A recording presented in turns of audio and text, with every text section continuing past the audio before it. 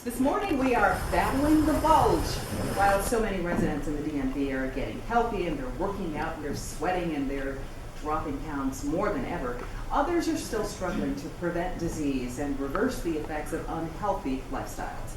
Our guests this morning are here to help. Dr. Patricia Davidson is cardiologist at MedStar Washington Hospital Center.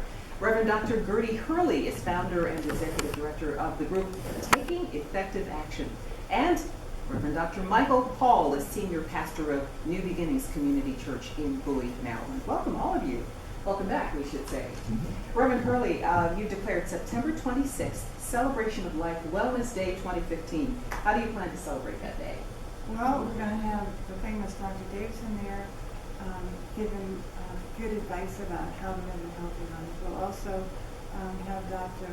Rodney Ellis there, who will be, this time we decided to break it up so that the men had their own private session, because sometimes men won't come to things because they don't want women to be around to hear some of the things they ask about. We open it up to the youth 12 and over, and we're going to have all kinds of activities, Wii games, food demonstrations. Dr. Renee Lovell will be there doing eye vision screening and blood pressure screenings, and we'll have a cooking demonstration, and it's going to be an enjoyable day. Sounds like a fair, and it sounds like a lot of fun. It's but more all than a necessary. fair. It's more than a fair. It's where they're going to be empowered with some of their knowledge when they leave. We give them a pre-test before they start and a post-test afterwards to see how they fare. All right. Dr. Davidson, statistics show Maryland has the 29th highest adult obesity rate in the nation. Is Maryland losing the battle of the bulge? Probably they're losing, but I think nationally we're seeing a trend in childhood obesity decreasing, partly due to our First Lady's effort to make that into a major issue. And she's been the only person who's been successful, although many organizations have tried, but she's the first person who the food industry has actually been brought down to their knees to feel guilty. And so she's the only person who's been capable of doing that. But we're losing somewhat. In many different areas. We still have a close to 70% obesity rate among African American women and Mexican American women. So we still are losing. We still see a trend where food is a big issue, where poor food, bad food, and calorie-dense food that's not healthy is still being heavily marketed in our communities. And so that's probably the reason why, because Prince George's County will have less healthy food stores, and we still have an awful lot of fast food restaurants. So people have not gotten away from that need, and people still feel that this is punishment when they can't go into those fast food restaurants. And we have to get people to the point where food is considered a gift, and it can keep you alive or it can kill you, and you stay away from the ones that can kill you. I'm sorry, punishment? People consider this to be punishment if they have to give up Fast food. their fast food. Yes, they consider it punishment. And so and basically they're saying that this is more important than their life. And sometimes you have to put it in those terms and they stop and think about it, but people do feel, and it's just like an addiction. And food is made to be addictive. There's something called the bliss point, where the food industry actually tests with subjects different recipes, and then the one where all the participants say this is the best, that's the one that they produce. So it's the bliss point, the one where you can't eat just one. And so the food industry makes sure that their food is addictive, and people need to recognize it as an addiction, just like alcohol or heroin or anything else, and they don't want to move upon that. And they have the same withdrawal symptoms. If you have to give up some of that food, especially sugar, you will have the same withdrawal symptoms as somebody who's coming off of crack. You'll be irritable, hard to get along with. You'll be shaking, you'll be demanding, you'll be searching for something to eat in your refrigerator, going out in the middle of the night to find something. So same as the crack addict would. So it may not be as extreme, but you get some of the same symptoms. So people need to acknowledge the fact that they are addicted to, and they were made to be addicted by the food industry, and that they have to then fight. And that's one of the reasons why working in churches is good, because at least we hope that those in the church will have another way to help self-discipline themselves. Reverend Hall, your church is located in Prince George's County, where more than 60% of deaths are due to chronic disease. Yes. And nearly 70% of adults are obese or overweight. What is your church doing to address those numbers? Well, we're committed to this Battle of the Bulge movement, and we're doing it as a matter of a change in lifestyle, not just for a season. And what we've been doing is we've been offering the Battle of the Bulge classes. On Tuesdays, we've had Battle of the Bulge Sundays. We have a Family and Friends Sunday every third Sunday, and we've been featuring Battle of the Bulge. We've had various speakers come to share about various health concerns. We've had Dr. Davidson come, Dr. Lavelle, Dr. Ellis has been there, as Dr. Hurley has said. And we're just basically committed to educating people. In other words, giving them the training and the information that they need. And then we're interested and focused on energizing them. In other words, bringing them to a place where they're ready to take effective action. And then after that, what we want to do is encourage them. In other words, to let them know that it's sustainable. It's sustainable, and they should never give up, never give up, never give up. So we're committed to a healthy culture in our church. As a matter of fact, we have a vision for this movement called New Beginnings, where faith and fitness converge for the glory of God. Alrighty, we are battling the bulge here on ViewPoint this morning. Stay with us. We'll be right back.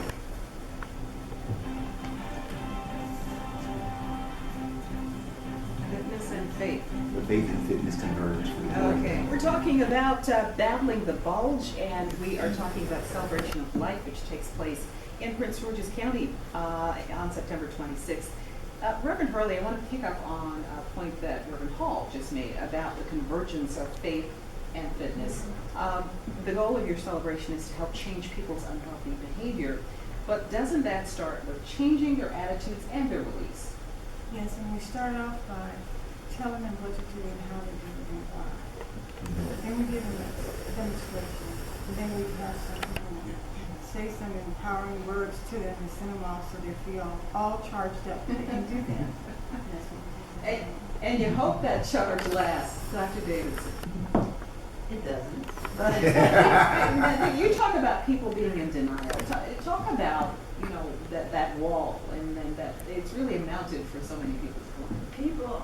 People will not associate their lifestyle with the disease process. So that's why when I do my lecture, I spend an awful lot of time trying to make people understand that 90% of the risk they have control over. And they don't want to admit to that, because when you end up having certain diseases that are acquired by your lifestyle, you stay in denial. And so the way we eat causes us to have the hypertension, the obesity, the diabetes, and the clogged arteries that we have, and that's what most of us die from. And if we survive that, then the cancer, the way we eat has some role, because obesity is associated with a higher risk of cancer, even though thin people can't get cancer, but the higher the weight, because fat cells are more susceptible to become cancer cells. And so when you have people understand that from the very beginning, when they're a child, the food that we feed our children and our activity level plays a significant role, and the whole process of clogged arteries or atherosclerosis begins in the first decade of life. And does the food addiction also start, very young? When you see mothers who have babies and they've got bottles, hanging out of their mouths, and the bottles are filled with Juice. yes, And soda, yes. And you see children always have a bag of something in their hands, of some kind of, I call it junk food, but it's chips or twists, orange twists. There's always something that I consider junk food, which is high salt, high refined carbohydrate, and high sugar in their hands, and they can't go shopping for a long period of time. And all of the stores have something within them where they can eat. So and it's usually not healthy food. It's like a hot dog on a white bread bun, and all those things. So it's like we cannot go longer than 30 minutes to an hour without eating, and we just keep feeding our children all day long. And it's not healthy food that we're feeding them. And the food industry knows this, and they're ready to have all this very inexpensive food, so you can make an awful lot of money off of inexpensive food. So we have to get to the point where we understand that the food that we pick can either kill us or it can sustain us, and you have to either honor your temple or you can destroy it. And that's where we hope that by working with churches, they can at least take that extra step and understand the concept. and Reverend Hall, to come Yes. back to fitness and faith.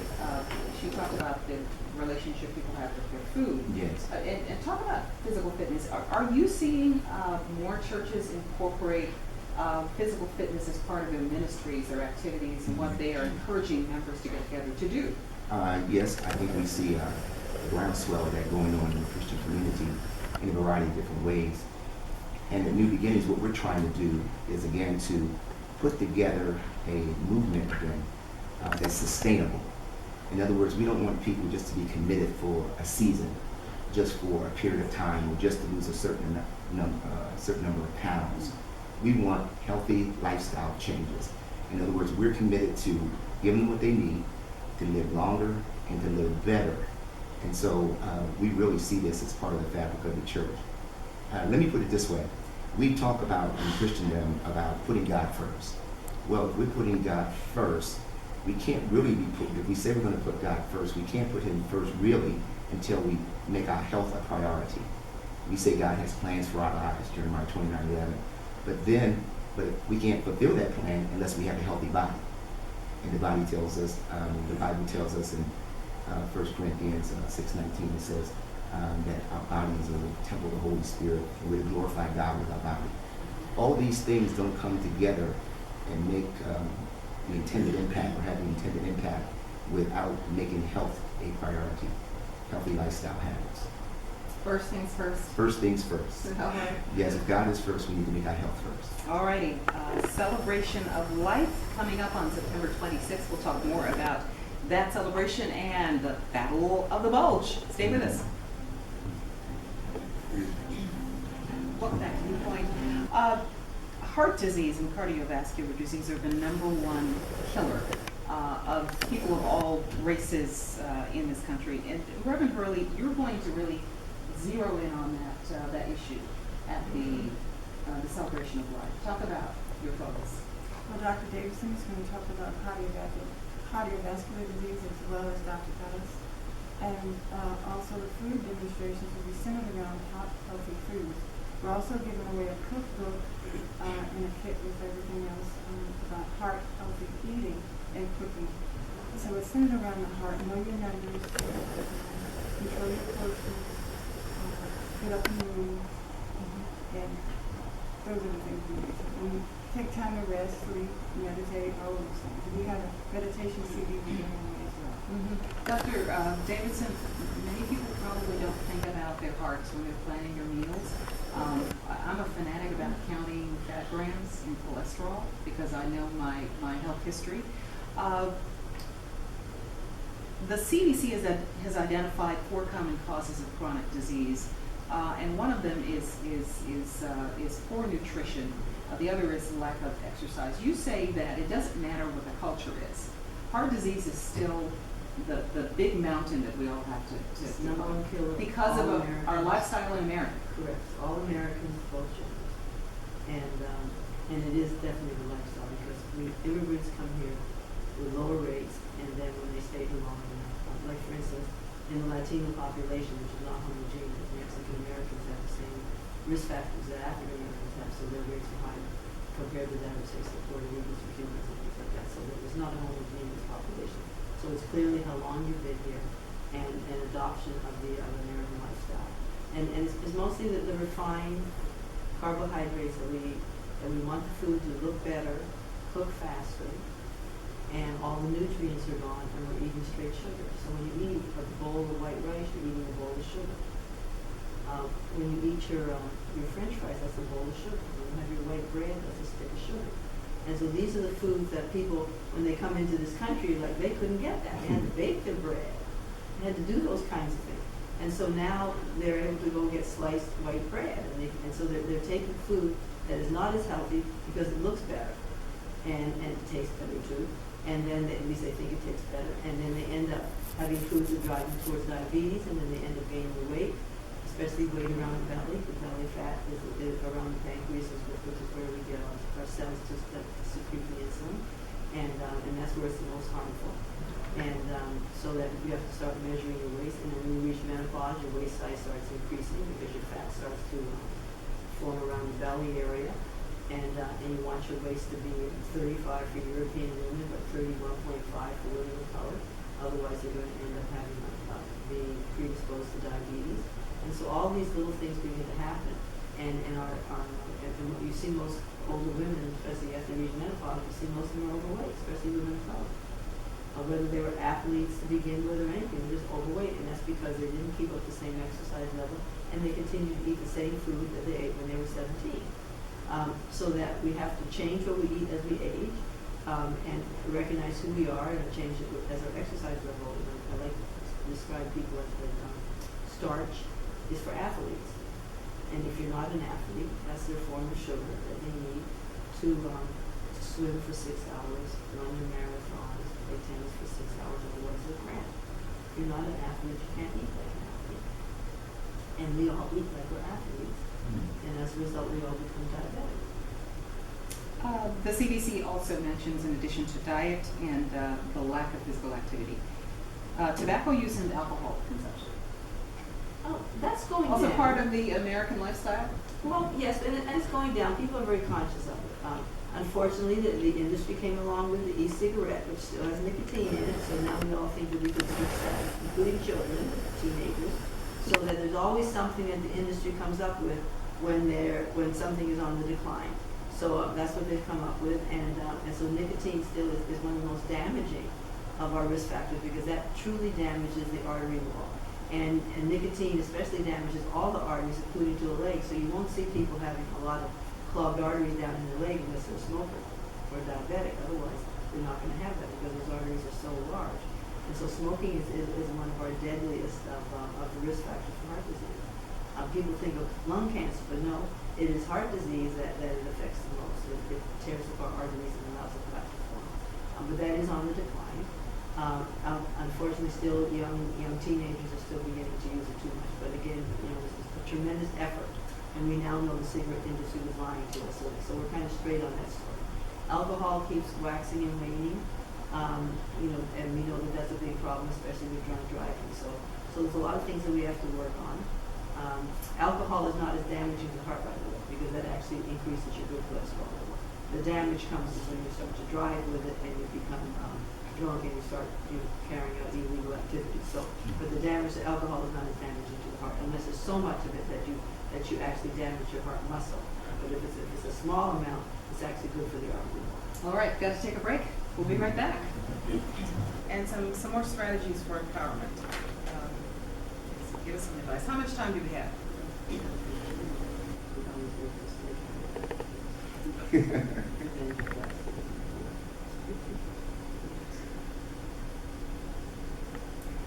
Welcome back. Reverend Hurley, you've got a lot of sponsors working with you for your Celebration of Wellness Day. And the first people we want to thank is the NBC for the outreach help.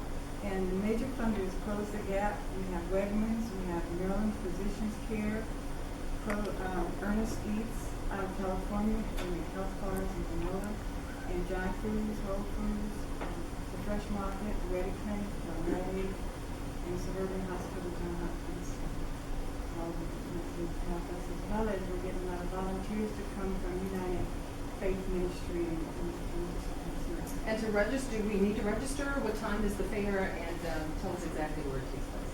it starts at 8 o'clock until 12:30, and then there's more students after 12:30. And you can register at New Beginning Center, 16512 Old Central Avenue, Bowie, Maryland. That's where it is. And they can register online at www.t-action.org. Okay, and we've been showing that on our screen. Reverend Hall, the Bible says, train up a child in the way they should go. Yes. So tell our parents how to train up their kids. Well, the way to train up our kids is get them committed to a healthy lifestyle. Get them used to moving more and eating less, and get them committed to understanding the power and the benefit of living a healthy life, because if you live a healthy life, you live a longer life, you will live a better life. Dr. Davidson, cardiovascular disease, it's preventable. Is it reversible? Yes, it is. But you have to eliminate your risk factors. We don't have actual numbers for reversing, but we have a trend toward reversal if you can get your bad cholesterol under 70, in the studies that we've done, under 70, that's the bad cholesterol. And everybody looks at the total. It's the bad cholesterol, bad because it's bad for you. Under 70, and there's a trend towards reversal. You have to get your sugar down, your blood pressure to go 120 over 80, and get your sugar down under 100, get your body mass index down under 25, and you will have a chance to reverse your disease. All right, Dr. Patricia Davidson, Dr. Gertie Hurley, and Dr. Michael Hall, thank you all so much. And thank you for being with us. That's ViewPoint. I'm Pat Lawson. You stay with us now for News 4 Today.